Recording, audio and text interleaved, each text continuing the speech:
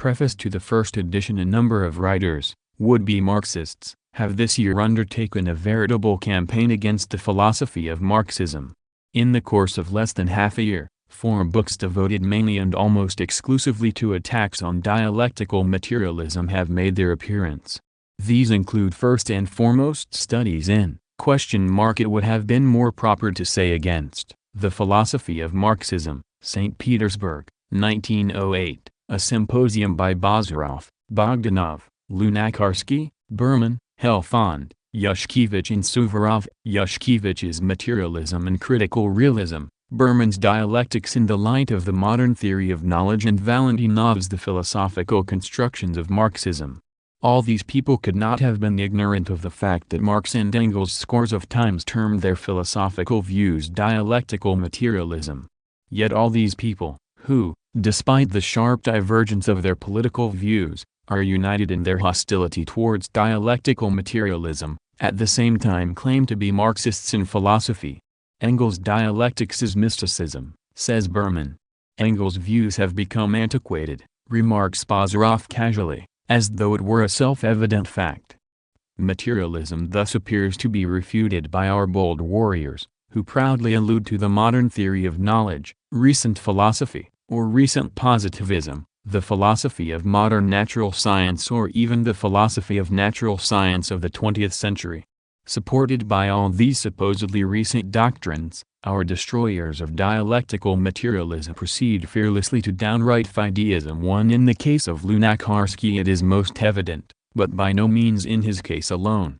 2. Yet when it comes to an explicit definition of their attitude towards Marx and Engels, all their courage and all their respect for their own convictions at once disappear. Indeed, a complete renunciation of dialectical materialism, i.e., of Marxism, in word, endless subterfuges, attempts to evade the essence of the question, to cover their retreat, to put some materialist or other in place of materialism in general, and a determined refusal to make a direct analysis of the innumerable materialist declarations of Marx and Engels. This is truly mutiny on one's knees, as it was justly characterized by one Marxist.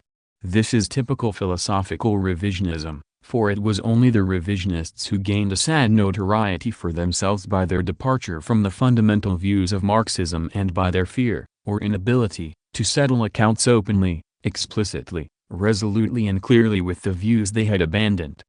When orthodox Marxists had occasion to pronounce against some antiquated views of Marx, for instance, Mering when he opposed certain historical propositions, it was always done with such precision and thoroughness that no one has ever found anything ambiguous in such literary utterances.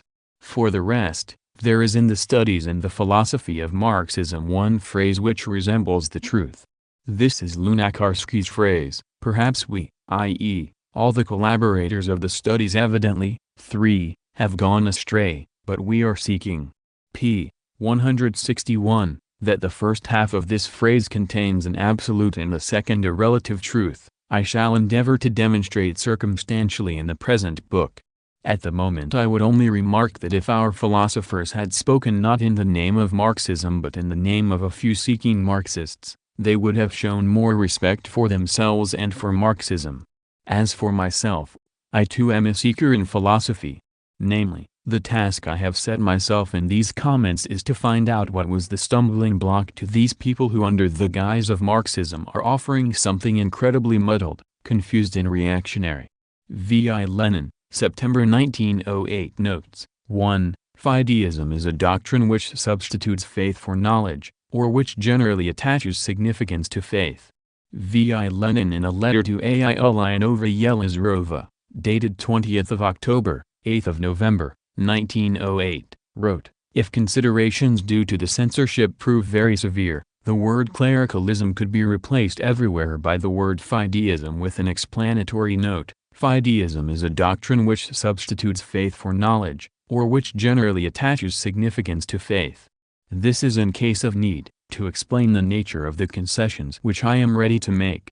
See Collected Works, Volume 37, p. 395. In another letter to his sister, Lenin proposed replacing the word clericalism by the word shamanism, to which she answered, it is already too late for shamanism. And is it really better?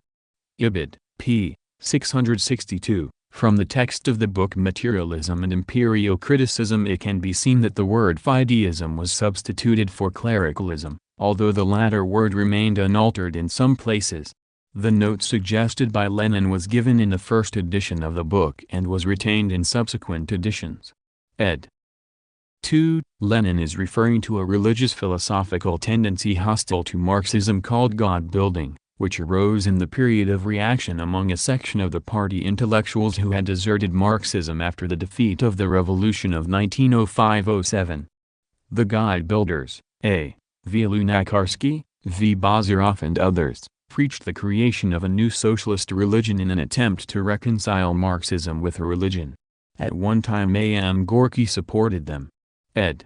3. Interpolations and square brackets, within passages quoted by Lenin, have been introduced by Lenin, unless otherwise indicated. Ed. Preface to the second edition. With the exception of a few corrections in the text, the present edition does not differ from the previous one. I hope that, irrespective of the dispute with the Russian Machins, it will prove useful as an aid to an acquaintance with the philosophy of Marxism, dialectical materialism, as well as with the philosophical conclusions from the recent discoveries in natural science. As for A. Bogdanov's latest works, which I have had no opportunity to examine, the appended article by Comrade Wieniawski gives the necessary information. 1. Comrade Wieniawski, not only in his work as a propagandist in general, but also as an active worker in the party school in particular, has had ample opportunity to convince himself that, under the guise of proletarian culture, 2. Bogdanov is imparting bourgeois and reactionary views.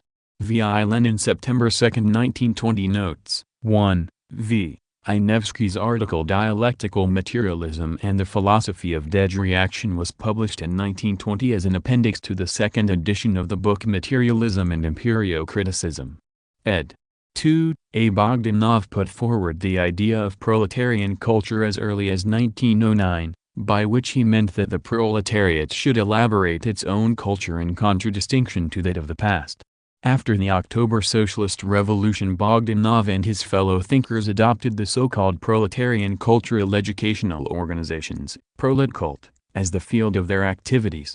With the aid of this convenient rostrum, they began actively to propagate anti-Marxist views, virtually denied the importance of the cultural inheritance of the past, and endeavored by laboratory methods divorced from life to create a culture for the proletariat, counterposing the latter to the rest of the working people and above all to the peasantry.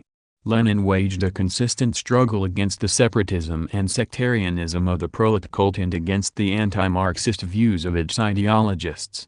In 1920 the Central Committee of the party adopted a special decision on subordination of the activities of the prolet cult to the People's Commissariat for Education.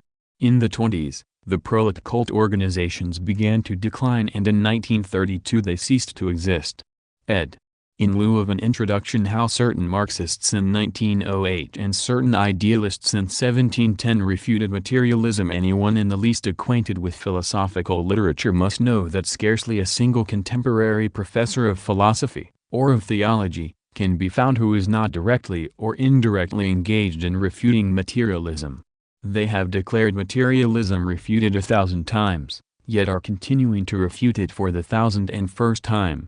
All our revisionists are engaged in refuting materialism, pretending, however, that actually they are only refuting the materialist Plekhanov, and not the materialist Engels, nor the materialist Feuerbach, nor the materialist views of J. Deedskin, and, moreover, that they are refuting materialism from the standpoint of recent and modern positivism.